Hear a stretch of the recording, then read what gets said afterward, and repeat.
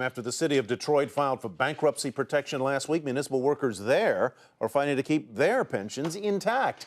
The lawsuits have started flying, and retirees claim their pensions are protected by Michigan's Constitution. Scott Cohen is in Detroit with a look at how firefighters are battling to keep what they thought was theirs.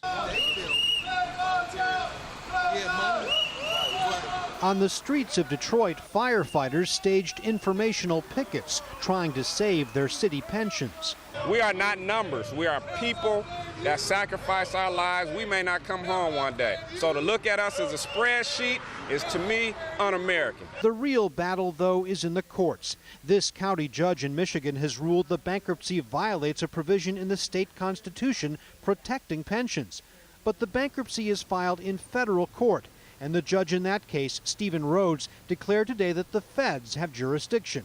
Over objections from the city pension funds, Rhodes set a hearing in the case for Wednesday morning.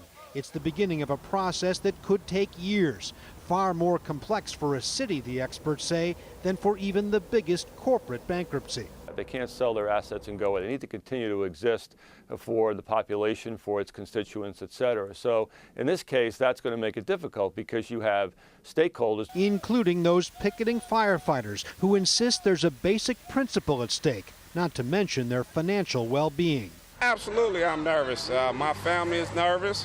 We will survive. We will do what we have to do to survive. But I think that we have been promised something, and this country is based on good faith and promise, an American way, an American dream. If you get rid of unions and pensions, what do we have? We have pure corporate privatization and control. That's not America. Michigan's governor says the retirees should have a voice in the bankruptcy process, and formalizing that will be one of the first orders of business in court.